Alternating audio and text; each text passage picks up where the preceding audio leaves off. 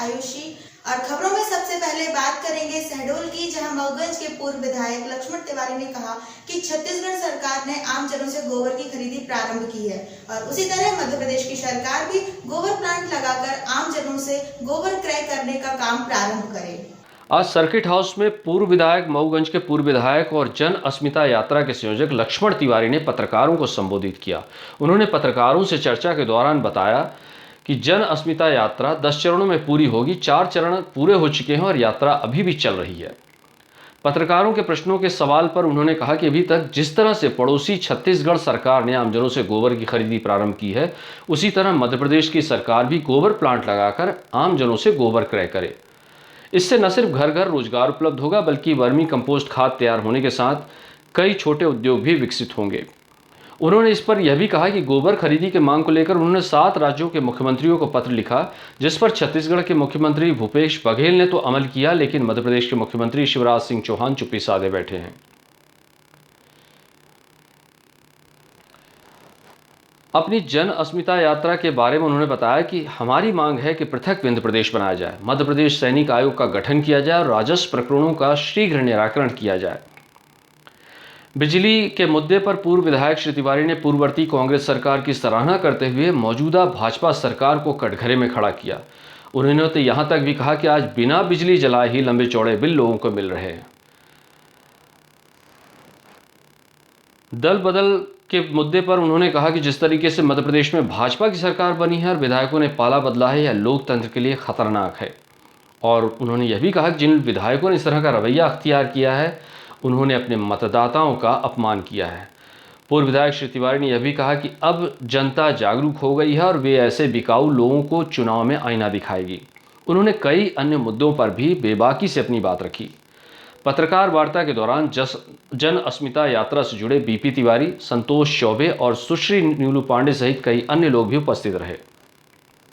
वाली आमदनी को बढ़ावा देने, खेती को लाभ का धंधा बनाने, बोनी का रकबा बढ़ाने और निश्चित रूप से गौ माताएं जो जगह जगह दर दर ठोकरें खा रही हैं और एक्सीडेंट का शिकार हो रही हैं, अकाल मौत के गाल समा रही हैं, उनकी रक्षा करने, एक्सीडेंट में कमी आने और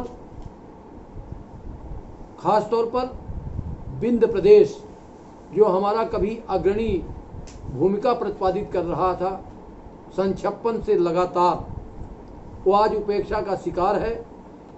इसको फिर से विंध्य प्रदेश की पुनर्स्थापना करने के साथ साथ हमारे मध्य प्रदेश में जिनकी संख्या लाखों में है, भूतपूर्व सैनिक और उनके सदस्य, शहीद और अनेक वर्दीधारी परिवार, चाहे स्थानीय पुलिस हो, चाहे जंगल विभाग के जो भी वर्दीधारी लोग हैं, उनका एक आयोग गठन करना ताकि उनकी भी समस्याओं का विधिवत निदान हो।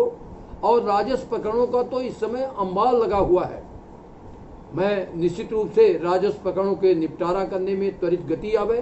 इन्हीं तमाम स्थानीय बेरोजगारों के लिए स्थानीय फैक्ट्रियों में या स्थानीय कल कारखानों में या स्थानीय रोजगारों में 70% स्थानीय लोगों को रोजगार मिले। इन तमाम बहुत महत्वपूर्ण मुद्दों को लेकर हम मध्य प्रदेश में ही नहीं, पूरे देश में खास तौर पर गौ रक्षा, गौ संवर्धन, जिस गौ के और तमाम मवेशियों के, आवारा पशु उनको हम कहें या अज्ञात पशु कहें, उनके तमाम गोबर से न केवल हमारा बर्निंग खाद कंपोस्ट तैयार होगा, जैविक खेती की तमाम तरह से बढ़ोतरी होगी और खेती करना आसान हो जाएगा, गोबर का उपयोग होने लगेगा।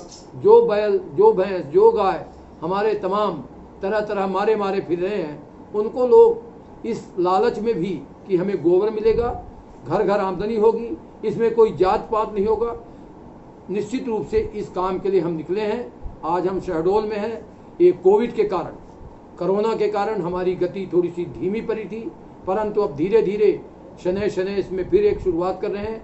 हमारा लगातार दौरा चल रहा है। 1 हफ्ते से हम 25 तारीख को सतना होंगे और 26 तारीख को हम छतरपुर और पन्ना होंगे, 27 तारीख को हम ग्वालियर और भिंड होंगे, 28 तारीख को हम मुरैना और उधर से लौट के दतिया की तरफ से हमारी यात्राएं लगातार चल रही हैं।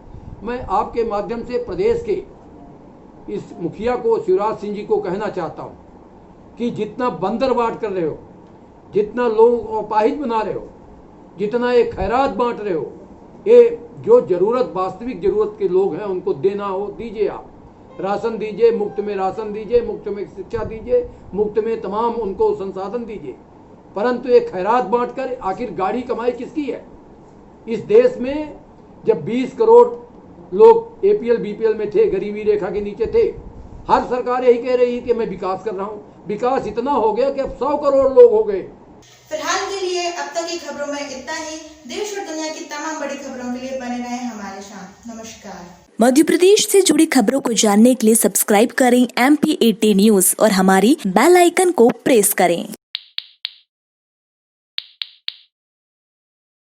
देश प्रारंभ विवेकानंद पैरामेडिकल कॉलेज शहडोल संचालित पाठ्यक्रम DMLT, BMLT, D फार्मा एवं OT टेक्नीशियन। संपर्क करें Barh Ganga road SS Motors campus Shahdol Madhya Pradesh. Mobile number 9826782133 9754021163।